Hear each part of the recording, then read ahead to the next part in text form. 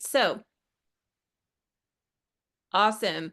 Well, welcome to our first ever Running for Office workshop. I just thought this might be a fun opportunity for us to kind of talk about the different opportunities that are out there to be a leader in at your club, your county, the district, or the state level, and to maybe talk about some different ways that you can set yourself up better for success in some of those positions. And so we are going to, oh, I got a couple more joining in. We're going to give them 1 second and then we will get off and running. Okay, so before we take off with our presentation, I want to know who you are. Tell me, you can either unmute and tell me who you are and what county you're from, or drop it in the chat box. But I would love to know who I'm talking to tonight. The chat one.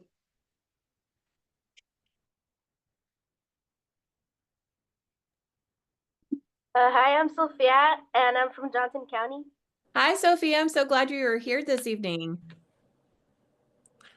Hi, I'm Kinsley McPherson. I'm from Coryell County. Hi, Kinsley. Hi, I'm Charlie Uten, and I'm from Somerville County. Hi, Charlie. I'm glad you made it tonight. Yes, ma'am. And we have Gracie Teets from Navarro County and McKaylee Williams, also from Coryell County, in the chat. Dixie is here from Somerville County. Love that. Mackenzie Willard from Leon County. Super. Hi, I'm Katie. I'm from Somerville County. Awesome. We got a whole Somerville and Coryell County crew tonight, huh? That's awesome. I'm so glad that you all are here with us this evening. I think that was, oh, Madeline. I don't know if she's got access to a microphone or not, but Madeline Steen is from Freestone County, and she's also with us this evening. So with that, as we go through the presentation tonight, if you have questions or you need to have a comment or anything like that, feel free to unmute. I would love for you to share that with us, or you can drop them in the chat box and I'll look at that from time to time, okay? But tonight we're just gonna be kind of casual. I'd like for it to be a conversation. And so we're just gonna get kicked off with a little kind of overview of what we're going to talk about tonight. So we're going to kick off with a game here in just a second. We'll go through a short little intro about what we're going to talk about tonight. Talk about who should run for an office. Like who should that be? Some leadership qualities to pay attention to. Our local versus county offices, the requirements for those, our district offices and state officers and the requirements for those. Some must-haves when it comes to officer applications, serving as an officer and interviews, things like that. And then we'll have a time for a Q&A session, and then we'll talk about some next steps. So it should be a fairly easy but fun evening. So we're gonna get started with a little game. And so if you have a phone with you, if you're not on your phone, you can click that QR code right there, or I will drop this link into the chat box in 2 seconds. And we're gonna play a fun little game.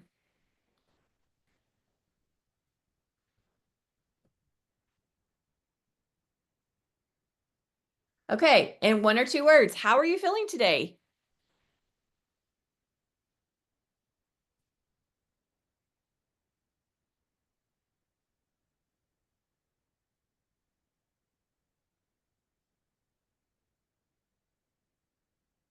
Good, great, fantastic, love it.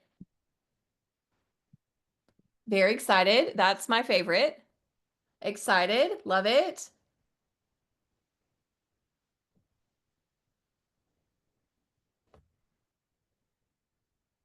Fantastic. Okay, I think that was everybody. So we have one more question. So if you could have a superpower, which superpower would you most like to have? Flying, teleportation, invisibility, mind reading, or I already have a superpower? Teleportation, yeah. Okay, if you said that you already have a superpower, I'm curious to know what your superpower is.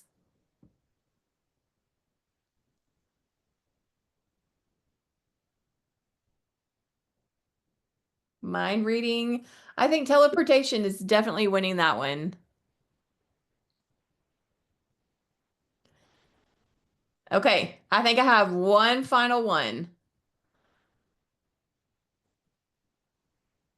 Oh, Madeline, you should be able to click on this link that is in the chat box. Oops.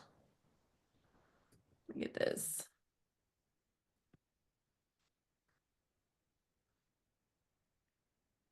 There you go, dear. You should be able to click on that link and join in the fun. Some of you are to 5. I'm glad to see there's no ones. That's always positive. It's a real bummer when you start to talk to people and it's like we're all at a 1 level. Awesome. Okay, that is great. I love to see that. We're going to come back to this in just a minute, but for the time being, we are going to dive right into some introduction. And so when we talk about this particular topic, running for office, there's a couple of questions that I want you to ask yourself before you ever start trying to dive into one of these leadership roles. Okay, so first of all, why do you want to be an officer? Like, what is your driving factor behind that? Is it because you want to run the meetings? Is it because you want to be in the popular group? Is it because you think they're the popular group? Is it you want to make a difference? Is it you're padding your resume for those scholarships? All of those are fine answers, and those are all realistic answers. But before you jump into being an officer of any kind of level, you have to ask yourself, why do I want to do this? What is my purpose? The second question you have to ask is, what is your end goal? Is my end goal serving at the local club level? Is my end goal serving at the county level? Do I want to reach for a little bit more and go for the district or the state level? What is my end goal? And once we have that end goal in sight, then we can set ourselves up better to reach that end goal, right? And build on all the different levels. And then finally, what does it mean to you to be a leader? What does that look like for you? Because in all of these positions, the titles are great. That's super. But at the end of it, what really matters is the legacy and the leadership that you leave behind on people and the impact that you make on people. And to me, that is the most important part of serving in any of these roles. And so that's where we're going to start tonight is leadership, right? I know most of you on this call I'm pretty familiar with. And so I know that you all know the answer to this question. What does it look like to be a leader? Well, I purposely used this particular picture because this is from our group at Surge last year. And for me, when I look at what a leader is supposed to look like, every single one of these faces is that picture for me. Every single one of these young people are a leader. Every single one of you are a leader, or you wouldn't be here this evening trying to further your leadership skills, right? For me, when I think about leadership, I think about leadership in a few different ways. One, I have a term that I like to use. It's called back row leadership. You know, oftentimes when we think about running for office or we think about securing an officer position at different levels, we think about being the people that are in front of the whole group, that are leading the group, that are running the meetings, that are doing all the things, and we're very visible, right? And those are important people. That is super. But what is just as important are the people that are at the back of the room, taking care of all the little things to make sure that everything is on track and running smoothly. And to me, that is the most important type of leadership, not the one that people sees, but the one that type of leadership that happens kind of in the shadows a little bit. The next thing that I think about when I talk about being a leader is walking the walk and not just talking the talk. It's very easy to just say, "Oh yeah, I love that idea," or "You're doing so great," or you know, all these different things, or "Yes, I want to do that for you," or "Yes, I want to volunteer for this." To me, that's just lip service. And when I think about that, what really makes a leader is putting some teeth behind those commitments, right? And making sure that if we say that we're going to be a leader, we say we're going to be a kind person, we're not just saying it, we're actually doing it. And so I think walking the walk and talking the talk are just as important. Having empathy for others is very important. Being able to put yourself in someone else's shoes and walk a mile in them is very important. It's necessary later in life to have that skill, especially if you work with people on a regular basis, to be able to empathize where people are coming from. Kindness is free, and it is always the number one gift you can give someone. Kindness is undoubtedly a deal breaker for me if you're not kind. Communication.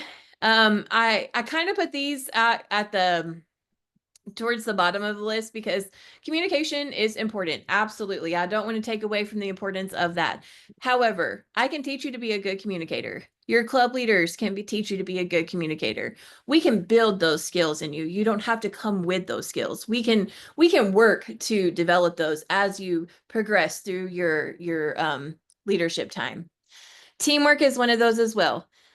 It's a skill that is also, it's awesome if you have it, but it's also one that we love to teach, and we love to help guide you through how to work with a team and what that looks like, and how to use that later in life. Being open to others, again, is something that we struggle with often in our leadership groups, because we all have super ideas, right? And we want to see our ideas go forward, and we want to see our ideas be the one that's used. But maybe somebody else also has a great idea. And so being able to be open to others and listen to what others have to say is super important. Which goes with the bottom one, but we're going to do influence versus authority there, where we are influencing people, not dictating what they say. We're coming alongside of them and working alongside of people instead of dictating what they do. I have a strong core value of I would not ask anyone that I work with, whether that is an adult or a youth, to do something that I myself would not be willing to do. And I think that is important for us and to have as a leader, is to be willing to get in the trenches and do the dirty work and do the things that need to be done, whether they're glamorous or not, alongside everyone else, and not just sit on top of the mountain and look down at everybody. Right. And then finally, we have 2 ears and 1 mouth for a reason. That's because we're supposed to listen more than we talk. And I think that is a super important quality of a leader as well. So I'm curious to know, do any of you have anything different that you would add to this list, or anything that you would tweak a little? Is there something that we missed on here?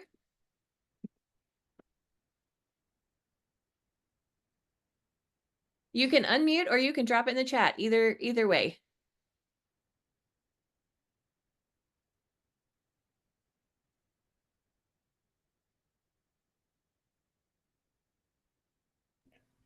I don't know if you've already said it or not, but being patient with others is also a very important thing. Yeah, Katie, I love that. Thank you for sharing. You're welcome.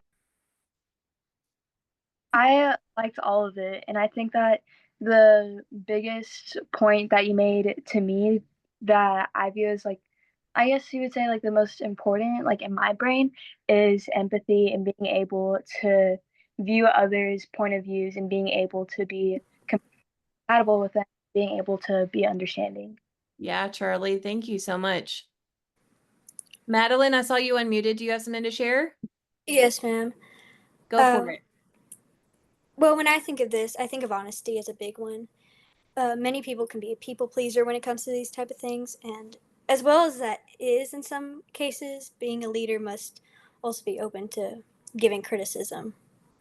Yep, and taking that criticism, right? Yes. Awesome. Thanks, Madeline. I appreciate you sharing. Okay, we're going to move on to the next thing, which is another activity. And so I have a link I will put in the chat for you.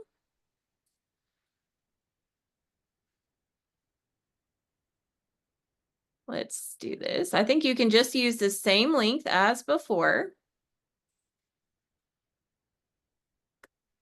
But it is going to be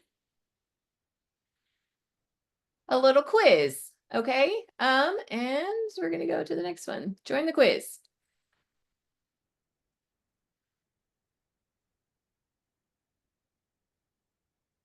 Okay, true or false? You have to be a specific type of person to run for an officer role at any level.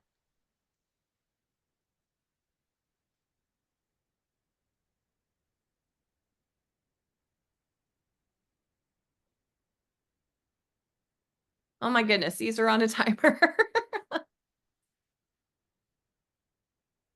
Okay, false. 100% of you got it right. That's awesome. That's correct. You do not have to be any specific type of person. We love for all types of people to be leaders at any level. Okay, you have to be a perfect public speaker to be an officer. True or false?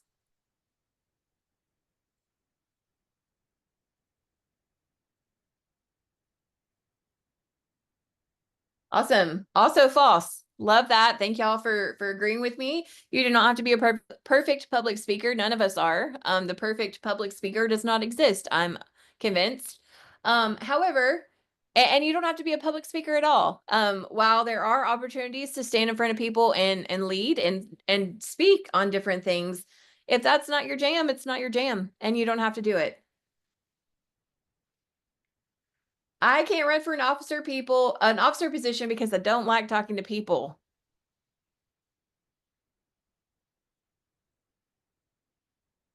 Okay, 100% of you said both. I'm actually going to tell you that it's a little bit of both, okay? You are going to have to talk to people if you're going to be a leader, because those characteristics that we just talked about, having empathy and kindness and things like that, are going to require you to have a conversation with somebody at some point. And so you do have to be able to talk to people just a little bit, not a lot, but just a little bit to be able to run for an office.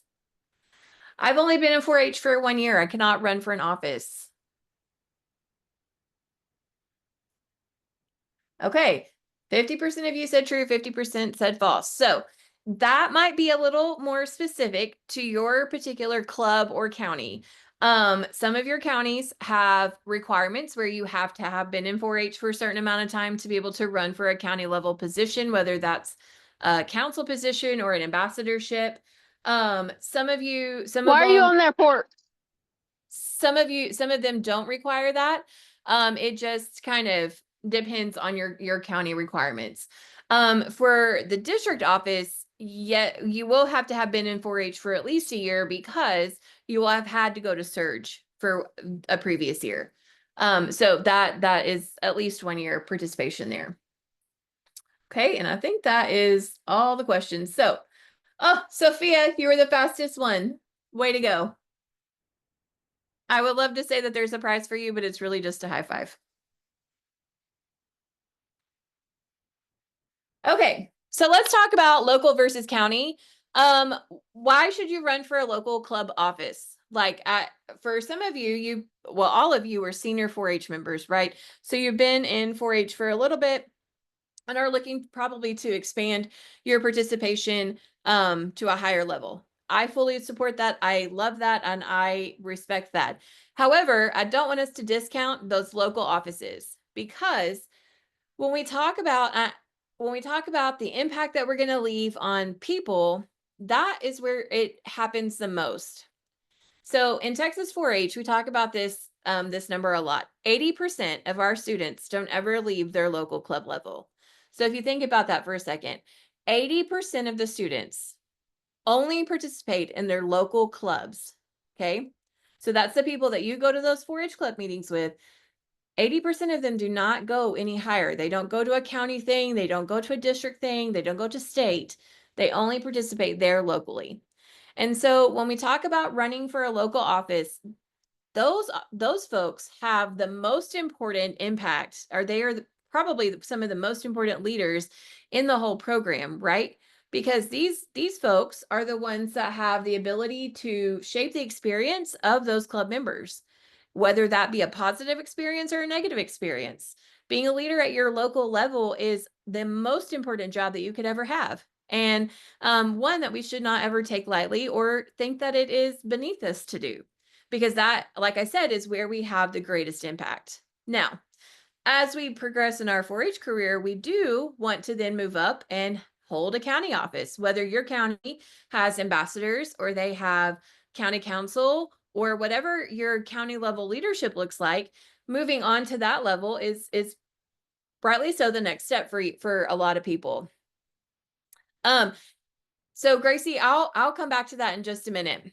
At the county level, you have the opportunity for a broader scope there. You have the opportunity to not just impact the 4-H club members that are in your club, you have the opportunity then to work with club members from across the county and help shape their leadership and help shape their skills as officers to be able to then impact the rest of their club members in their club. If you don't have a county program, I would have a conversation with your county extension agent just to say, hey, we're interested in this. What can we do to get it going? And if they are not into that, then I would encourage you then to seek at the district level, because we do have lots of opportunities at the district and the state level for our students to participate in. Okay, so now I'm going to talk specifically to the District 8 Council. Why serve on the District 8 Council? I asked the current set of officers yesterday, I can't remember, to send me just a short sentence or two about why someone should run for District Council. And they all sent me back paragraphs. And so you'll see them kind of scattered through the rest of the presentation, but some of them said things like joining the district council is an incredible opportunity to grow, lead, and make a difference. You'll gain leadership skills, build lasting friendships, and help shape the future of 4-H. If you're considering running, go for it. You won't regret it. It's a great opportunity to grow as a leader, make a difference in your community, and represent your fellow 4-H members at the district level. You build valuable skills, form new friendships, and have a voice in shaping the future of 4-H. And so, what does district council do? Well, district council is a group of 10 students that serve at the district level. We help plan and host our leadership lab, which is called Surge. And then they also assist with various events throughout the year, specifically contests and other educational events. The time commitment that is here, specific to District 8, there is a mandatory retreat to attend in the summer. This year that will be on July 15th and it will be in Waco. This year, that group of officers will then also host a club officer workshop for other club officers across the district to attend and gain some skills through some workshops. Those district council officers will host and present at that. And then there are, like I said, numerous contests that each officer is required to attend, where you assist as needed, you present awards, and you serve as you can. Each officer is asked to attend quarterly conference calls and participate in the group text thread. We have a text thread that we talk about once a week on. And then your experience ends by planning, hosting, and presenting Surge. So it's not an enormous time commitment. For a lot of our kids, the majority of the things that we ask you to be at, you were already going to be at already because you were participating in those. Things like food show, food challenge, holiday classic, consumer decision making, fashion show, all of those types of things. What are the requirements? So at the local and county level, at minimum, we will have an election, probably with a speech. Some clubs require a speech, some don't. And so some counties will ask that you complete an application or an interview or both, depending on the program. I know when I was the agent there in Ellis County, we required all of our students to complete an application and go through an interview and then be elected. The same process that we use at the district level, we used it in our county program as well. We do that for a variety of reasons, and your agent, whatever their process is for selecting or electing officers, is that's how they do it, and it's awesome. Everybody does it a little bit differently. At District 8, you must have previously attended Surge, and you must attend this year's Surge. We don't do absentee candidates. You must have completed at least the 9th grade and review our standing rules. Those are online. If you're gonna run for one of our top 2 positions, which is gonna be our chairman and our first vice chairman, those are the ones that move on to state council with us. You must be at least 16 to 18 years old by when you start school this year, and be in the 10th to 12th grade during that year. So our freshmen are not eligible to run for state council, but you would be in your sophomore or junior year. Gracie had a comment. Yes, Gracie, hang around at the end and let's talk through that. Madeline, will they do the speech at the end of, will they do the question at the end of the speech? Last year they did. Yes. We're actually going to talk about that next. So our process in District 8 begins with an application. Those are due by Friday. Then once you turn your application in, you participate in a virtual interview. We moved to doing interviews virtually last year. You guys are so busy and traveling all the time, and so are our judges, and it just gives us a wider pool of judges to use and allows you to be able to do your interview from wherever you are. And so those will take place on June 10th. In your application, there is an place for you to upload your digital poster. A digital poster is the ones that we showed at Surge. It just kind of highlights who you are as a person, as a 4-H member, and maybe a platform that you're running on. And we play those through Surge so that everybody has an opportunity to view them. We also ask that you participate in an activity called Your Turn to Lead. I think all of you have been to Surge, so you've all been through that, where you participate in the icebreaker games that our candidates have to offer. And you are put in a group with people that you probably don't know. Oftentimes, not often, what I do is I group you up with people who have similar icebreakers. And so you guys can come up with a brand new one, or you can use one of the ones that you submitted. And then you as a group work together to present that icebreaker.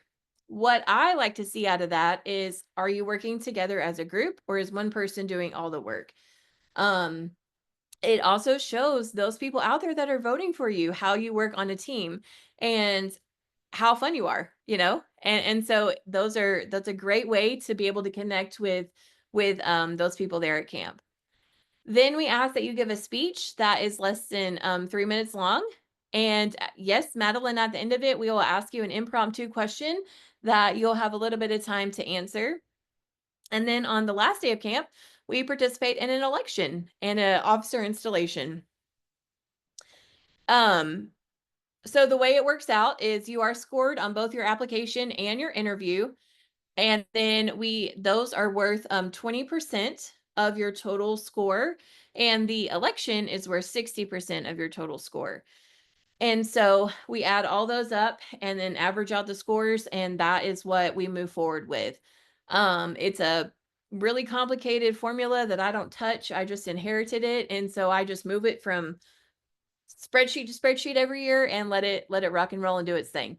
But it's a pretty eye-opening formula so that we can see. I will tell you that if you don't have a strong application or don't do well in your interview, even if you get a whole mess of that majority vote, sometimes it's hard to overcome low scores in an application or an interview. So from that perspective, when we talk about must-haves, those are things that we need to work on with those before we submit that application or before we go into that interview. Some things that are good to talk about in your application or in your interview were things like a willingness to work. You have a willingness to learn, to listen, to compromise, to communicate, all those leadership skills that we talked about at the beginning, to talk about those. Our interview skills, those are super important, where we are answering the question that is asked of us, not answering what we think we heard or what we think they want to hear, but actually answering the question. It's also our interview skills when we're here on Zoom. It's turning your camera on and making sure that people can hear you, the judges can hear you, and you can hear them, and they can see you, and that you are just being honest and open with your answers there. From an application standpoint, it's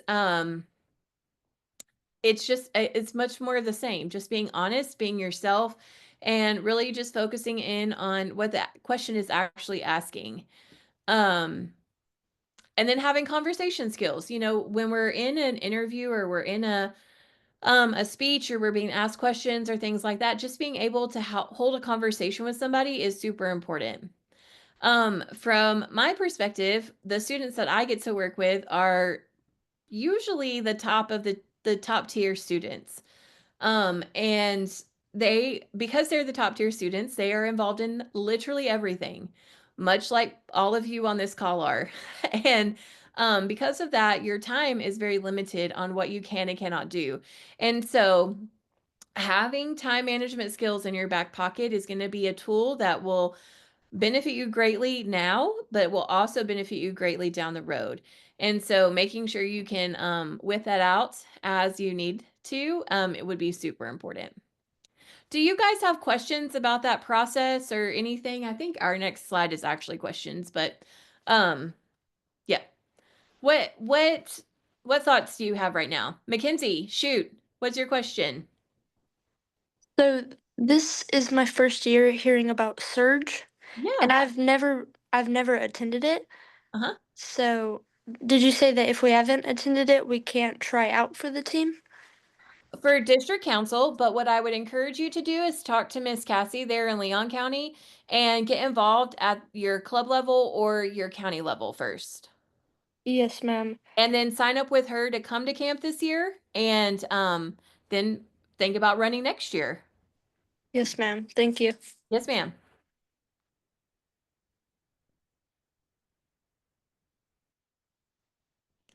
Does anybody else have thoughts, questions, need some more explanation on something?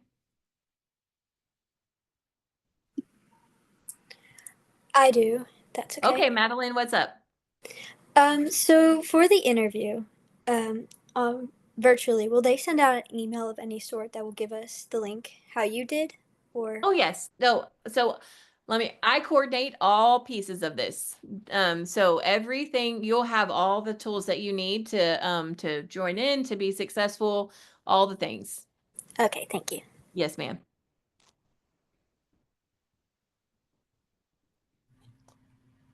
For the interview, would they have like specific questions that they'll ask us? Yes. I usually give them a list of about 15 to 20 questions. They will not ask you 15 to 20 questions. They will ask you probably 5 to 6, depending on the time. We allow about 10 to 12 minutes per student on those interviews, just to kind of keep us flowing through the day. So it's not also, who needs to talk for more than 10 minutes, right? Like, that's overwhelming. And so depending on how fast you answer the questions, they will ask you probably 3 to 5, probably not more than 5. Okay, thank you. Yes, ma'am. Miss Those are great. Morgan? Yes, Gracie, what's up? Wait. About that. Okay, so for the slide that we have to do, like the presentation, so do you want it to be like, I've been in 4-H this many years and like these are the projects I do and like add pictures, or does it need to be like, this is why I want to be a district officer, or is it like all of that? So it can go either way or both ways. That is 100% up to you. Whatever you want to be able to leave people with, or people to see about you, or to get to know you through that slide, whatever you want to put on there is, yes. Sorry, that was talking in a circle in my head. Yes, either or both would be super. Okay, yes, ma'am. And then for the speech, does it need to be like the same thing, like really tell why you want to be an officer and be like, I'm candidate this and please vote for me, or does it need to be like, I don't know. Yeah, I know what you're saying, Gracie. So we have actually had students do it both ways, and be elected both ways. You can do that where you talk about, hey, I'm Gracie Teets. I've been in Navarro County for 4-H for so many years. These are projects I do, yada yada. Or you can give like an inspiring story and relate it back to your 4-H experiences. Either way is super. It's that speech, what it's intended to do is to put you in front of people and let them kind of get a better not just from the pictures that they see, but from hearing you talk, a better to get to know you a little bit better. Yes, ma'am. Thank you. Because Yes, ma'am. I listened to all of them last year, and they were all different, but they were all had Yeah. those things, and they were all good. So Yeah. And so it just is kind of what you're most comfortable with, you know? I mean, there's not a tried and true formula for that. It just is it's just kind of what you prefer. okay. Thank you. Yes, ma'am.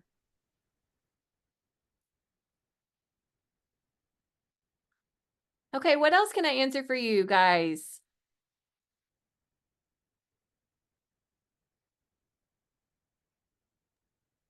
I think this is like a really similar question Yeah, Charlie, what's up? and probably the same answer, but do you think that for the speech it should be more like formal or more like fun in showing our personality?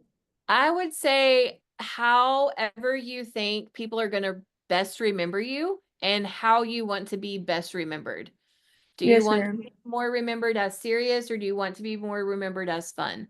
And so you kind of it's still kind of a personal preference. Me personally, I always veer towards fun because that's just my personality, but you have to do what feels most comfortable for you. Yes, ma'am. Thank you. Yes, ma'am.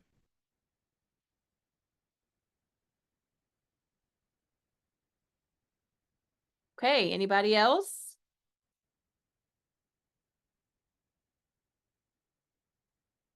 Okay, I'm going to leave you with some next steps. One is to talk to your county extension agent about what their requirements are at the local and county level. And then if you're interested in running for district council, fill out your application and get those submitted ASAP because they're due on Friday. And sign up for Surge ASAP because that's also due on Friday as well. And then what I want you to do, regardless if you run for an office or if you don't, is to go out there and make a difference in the lives of those around you. All of you joined in to this meeting tonight for a specific reason, and that means that to me it means that you have an interest in being a leader in your communities, in the district, in the state.